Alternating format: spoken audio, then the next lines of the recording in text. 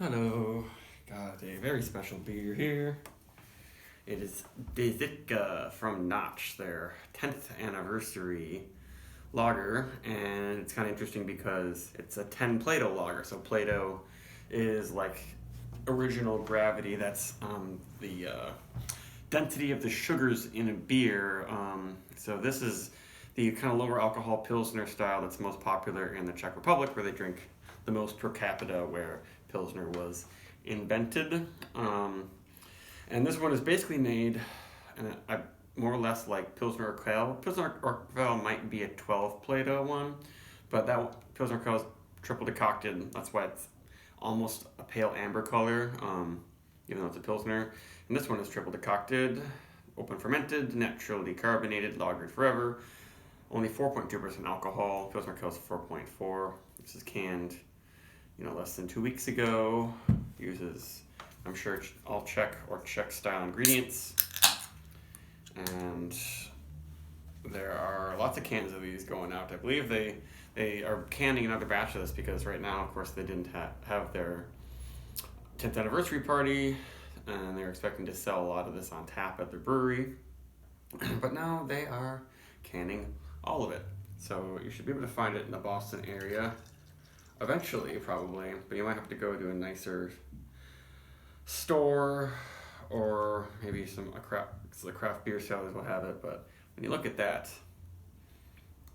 it pours just beautifully. My glass is, of course, not fully clean, but the head is very nice, super duper carbonation, and the way that they naturally carbonate it for lagers is it's not like it's can conditioned. There's not like live yeast and fermentation in the can like with an ale. What they do is they spun it. So they let the carbonation build up and pressurize inside the tanks, the lagering tanks, and then somehow put it in the cans with the carbonation still in it. That's what Jack Savvy does for a lot of their beers, and that's how you get a really nice silky mouthfeel. Carbonation that's not like, soda, lots of big spritzy bubbles. Like if I listen to this, there's some crackling and stuff, but the head should stick around for a little while. But of course it'd be better if it was coming out of a Czech side pull faucet. But let's get to the beer actually. It's a lot like their standard Pilsner. That's their one that's 12 Plato, 4.4% alcohol. It seems like it's almost exactly the same, just a little bit smaller and triple decocted, which is when you boil a little bit of the wort. You take some of it off, boil it to get it a little bit darker. As you can see, this is not as pale as most 4.2% alcohol beers. It has a little bit more color than Bud Light, even though it's only Pilsner malt in this beer, and it has lots of bread crust going on, lots of well-browned baguette. It's not exactly caramelized. It's not like Maillard reaction happening that much. It's not like a Bach or something like that. With lots of nice herbal, almost lemony hops. But nothing stinky, very refined. And not exactly subtle. Yeah, I definitely get lots of hop and malt aromas. Very low on the minerality, no sulfury notes that you might get from some lagers.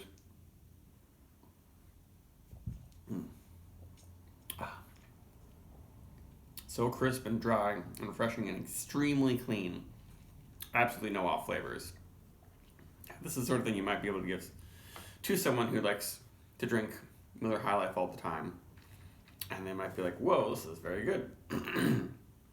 Yeah, it's probably closest to Miller High Life than any of the other macro lagers, because this does have a teeny bit more malt than your light beers, and definitely more than PBR. PBR is pretty dry and hoppy and kind of metallic. This is just the cleanest beer.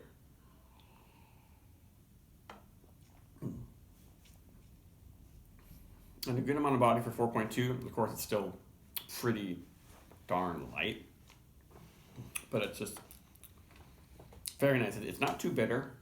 Sometimes these super hopped American Pilsners that are really low in alcohol can be a little too much on the hops unless you're in the mood for it. This is not that way. This is probably, they're just trying to do exactly what people love to drink in the Czech Republic.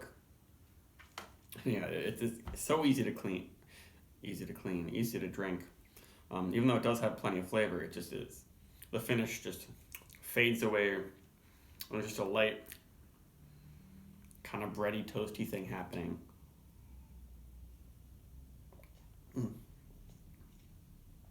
Yeah, I'm gonna have to buy more of this. Very, very nice, and it's actually, I might like it a little more than their standard for hot days, but the standard, their standard Czech pills, I don't know, it depends on my mood. This is definitely crushable.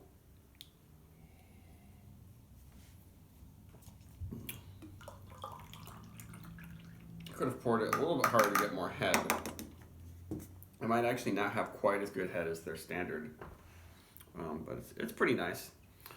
And of course, if it was coming out of the special Czech lager faucets where they like pull them like this from the side, and there's a ball bearing in the middle, and it allows you to let a bunch of beer out and then close it a little bit, and creates a lot of thick foam with when the beer has to go around the ball bearing inside the faucet. That's how you can get these awesome big half-liter and liter pours with the head that sticks there the entire time. If I poured a little bit harder and this glass had been, beer clean, it'd be a little better.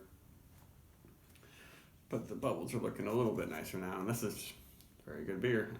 This is the sort of thing you could easily drink an entire 4-pack in one night and be like, where did it go? It does have a pretty nice, smooth, not quite silky mouthfeel. The natural carbonation is very nice. If you have this next to some, forced carb lager, even a craft one, you can really tell the mouthfeel is softer. And that softness also makes the mouthfeel seem a little bit bigger. And after gulping a bunch of this, now I'm finally getting some sweetness. It seems so dry at first. It gets so malty. It just does all these great subtle things together. So I'll stop geeking out about pale lagers. This is 4.75 or something like that. The only thing missing is a thicker head. But whatever, it's great.